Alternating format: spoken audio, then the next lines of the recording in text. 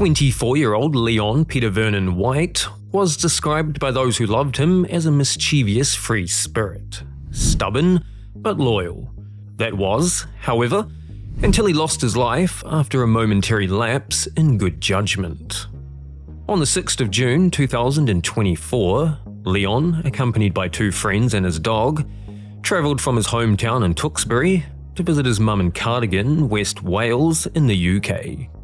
That evening, Leon and his mates, plus the dog, met his mum at the Saddler's Arms, a local watering hole on High Street in the centre of Cardigan.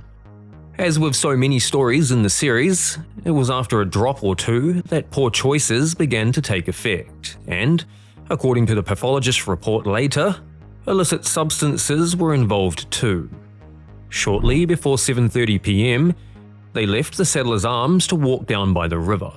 It was once down at the river that things went bad. Winding through Cardigan, the River Teivi is wide, fluctuates with the tide, and is calm on the surface but cold, fast and deceptively deep. According to his friend Kyle, Leon began looking for a boat to take. Kyle said in the inquest that he had wanted no part of it and left the other 2 and the dog behind. According to a BBC article, after stealing a 2-seater kayak, Leon, his remaining friend, and the dog took it down to the river and got in it. Unfortunately though, within 30 seconds the little green kayak had capsized, and both the men and the dog had tumbled out. While the friend and the dog made it safely to shore, Leon, according to the same article, was unable to swim and never made it back to shore.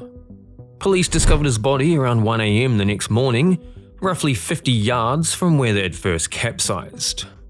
In the days that followed, Senior Coroner Peter Brunton of the Ceredigion Coroner's Office noted that, although the cause of his death was drowning, the fact that alcohol and illicit substances were present hadn't improved his chances. In the early hours of May 10, 2025, a 52-year-old man was found lying dead in the kangaroo paddock of a petting zoo in rural South Carolina. Few animals are more iconically Australian than the kangaroo. They are seen as cute, calm, even comical. The red kangaroo in particular, however, is not to be underestimated. Males can weigh nearly 200 pounds, standing 6 feet tall. With claws like can openers and legs for bone-breaking kicks, they settle a dispute the old-fashioned way. And as you can see from these videos out of Australia, kangaroos are no joke. One of just a few states to allow pet kangaroos, South Carolina is home to 5 Star Farms, a family-run petting zoo near Loris, about 30 miles north of Myrtle Beach. Among its attractions is the kangaroo and wallaby enclosure, where visitors can experience Australian wildlife, including a resident red kangaroo named Jack. Owned and operated by Robert Slate, his brother, 52-year-old Eric Slate, was a regular at the farm. In fact, he often entered the kangaroo enclosure to roughhouse with Jack. I'm not wrestling you. Wait, that means no. We learned that lesson yesterday. Roughhousing, basically play fighting, involves a bit of pushing, some playful punching, and the understanding that no one is actually trying to hurt the other. Whether the kangaroo knew the rules or not remains unclear. On the 9th of May, shortly before midnight, Eric entered the kangaroo and wallaby enclosure, possibly in the mood for some late-night roughhousing with his good friend Jack. Jack, though born of Australian stock, was American through and through, and South Carolina is a stand-your-ground state. Jack, it appears, wasn't in the mood for a late-night intruder. Although the details remain unclear, Eric was found dead in the enclosure just after midnight. He had suffered multiple blunt force injuries, and officials later confirmed that a kangaroo was involved. Interestingly though, Robert Slate, Eric's brother, and the owner of 5 Star Farms disagreed. When asked about it in an interview with Inside Edition in the days that followed, he had this to say. Do you think the kangaroo killed your brother? No, I do not. What do you think happened? We're waiting on the autopsy to come back. At some point, the kangaroo did scratch him. I'm not denying that. But I don't feel that the kangaroo is the main cause of it. They climb for the view, pose for the angle, and chase the shot they think will go viral. But for some influencers and young people, the price of the perfect selfie isn't a like, but instead their life. Established in 1890, Yosemite National Park spans over 1,100 square miles of California's Sierra Nevada. Shaped by ancient glaciers, its landscapes feature deep valleys, sheer granite cliffs, towering waterfalls, and, of course, the infamous El Capitan. On Thursday, the 25th of October 2018, Sean Madison and his girlfriend, Drea Laguelo, were sightseeing at Taft Point in Yosemite National Park when they snapped this image. At almost 3,000 feet above the valley floor, Taft Point is one of Yosemite's most exposed outlooks. Visitors come for the sunset, views of El Capitan, Yosemite Falls, and the cliffs beyond. There are no railings, just bare granite underfoot and a sharp ledge that ends with little warning. Sean Madison had no idea at the time, but the key detail in his photo wasn't the granite cliffs or the view beyond. It was the woman with the bright pink hair in the background. He recalled later that she had made him uneasy, standing too close to the edge, and, as he put it, she gave him the willies. As the light faded, Sean and Drea left the Taft Point lookout and walked back to the car park. They didn't know it yet, but they'd see the woman with the pink hair again in the weeks that followed. This time, though, in a headline. The lady with the pink hair was Meenakshi Muthi. She and her husband, Vishnu Viswanath, had immigrated from India and now lived in California. They had an Instagram following of around 26,000 and, according to USA Today, a pattern of sometimes risky photo taking.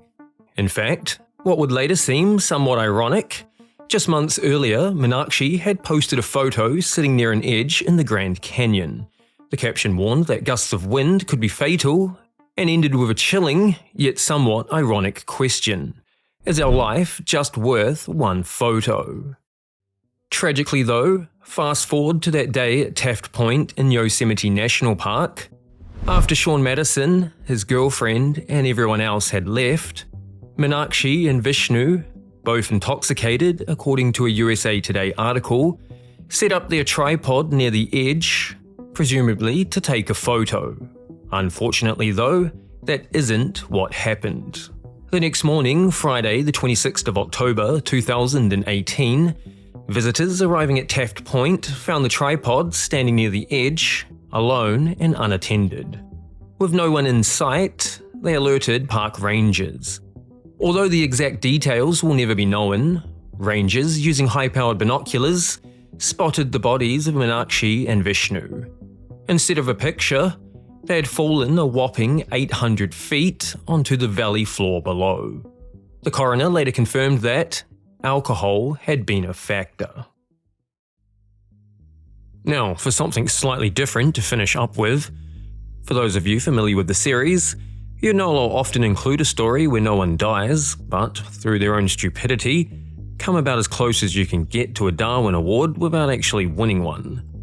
At more than 12,000 feet above sea level, Mount Fuji is Japan's highest mountain and one of the country's most visited landmarks, each year attracting more than 200,000 tourists who, during the official climbing season, July through to September, make the climb to the summit. The rest of the year, however, the mountain is more dangerous and all official trails are closed, and climbing is discouraged due to the harsh and unpredictable conditions. Regardless, people still climb. Ignoring the warnings and being rescued by helicopter is one thing. Getting rescued again, 4 days later on the same mountain, is a two-part documentary on poor judgment. On the 22nd of April 2025, a 27-year-old Chinese student living in Japan attempted to climb Mount Fuji via the Fuji-no-Miya Trail, one of the 4 main routes. The shortest but steepest route to the top, it offers the quickest climb during summer. In April, however, it's a different story. Conditions are unpredictable and unforgiving. After reaching an altitude of around 9,800 feet, not too far from the summit, he began suffering from altitude sickness. According to the BBC, he had lost his crampons, leaving him unable to descend. Unable to continue and stranded near the top, he was rescued by a Japanese emergency team and airlifted to safety. However, in the process, managed to leave his phone on the mountain. At this point, most of us would admit defeat, go online and buy a new one, but not this guy. Seeing the first rescue as good practice for the next, he embarked on the sequel no one asked for. On the 26th of April, just 4 days after being rescued, he set out again to climb the Fuji no Miya Trail to find his phone. Making it roughly the same distance as the last time, he once again developed altitude sickness, once again he collapsed on the trail, and once again another climber had to call for help. Rescued this time by a police mountaineering team, there was no helicopter. According to the BBC, just a long and no doubt awkward stretcher ride back to the bottom. While he didn't quite win the prestigious Darwin Award, nor find his phone, he still climbed the same mountain, collapsed at the same altitude, and needed rescuing twice in 4 days. An achievement unlikely to impress those tasked with dragging him back down. That's all the stories for today's video. Let us know in the comments who takes the nomination for this episode, and a shot at becoming the ultimate Darwin Award winner for season 2025. If you enjoyed today's video, I'd love it if you subscribed and joined me for the next one. And as always, thanks for watching.